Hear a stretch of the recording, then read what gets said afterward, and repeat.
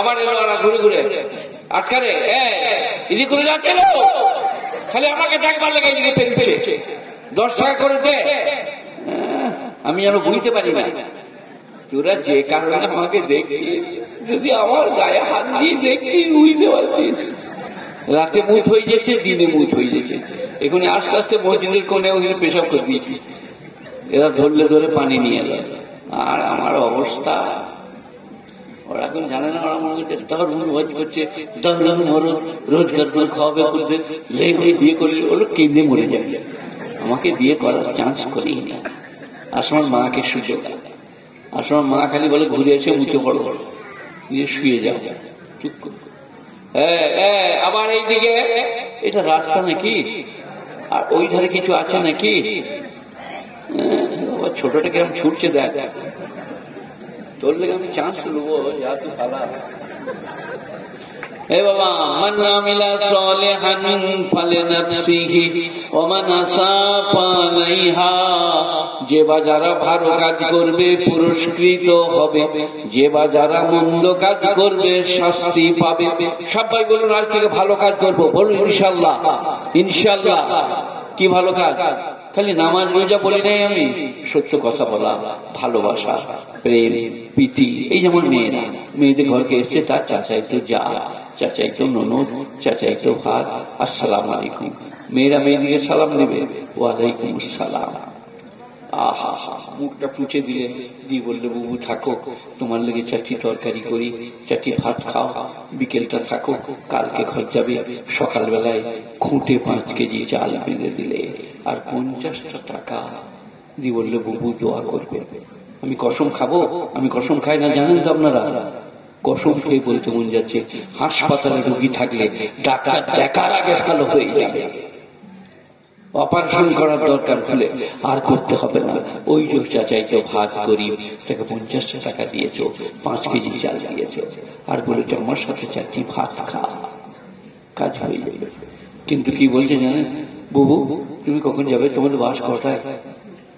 1:30টার পাশে যাবে না 1টার পাশে? ফেরেশতারা বলছে কিরম নেমো খারাপ দেখ, কমি না।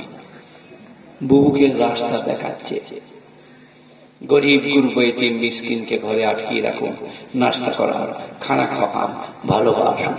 এতটুকু গুড়, এতটুকু মুড়ি দিলে জান্নাত কেনা হবে। পাচ্ছি না গুণীজনেরা, নেই নিষ্ঠমানেরা। এরপরে আমি আমার স্বভাবে ফিরে যাই। إذ قال لقمان لابنه وهو يعظه يا بني لا تشرك بالله। সেদিনের কথা স্মরণ করো যেদিনে লোকমান হাকিম বললেন, হে আমার প্রিয়তম পুত্র, আল্লাহর সঙ্গে কাউকে শরীক করো না।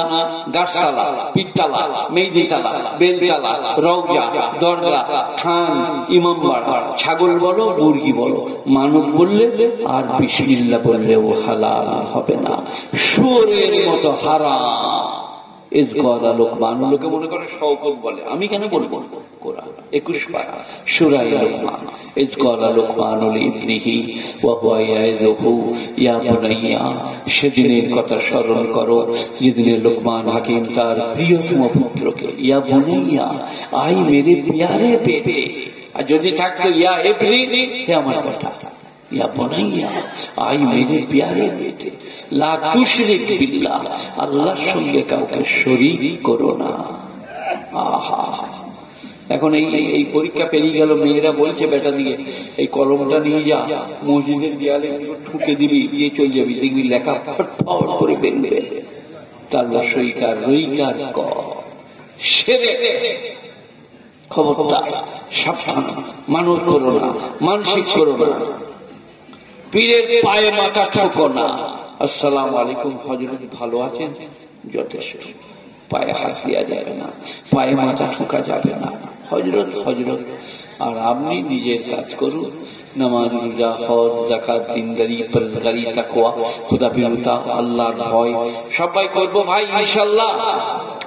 إذ قال لقمان لابنه وهو يعظه يا بني لا تشرك بالله হে আমার প্রিয়তম পুত্র তুমি আল্লাহর সঙ্গে কাউকে শরীক করো না ইন্না শিরকা লা যুলমুন আযীম শিরক হচ্ছে সবথেকে বড় পাপ।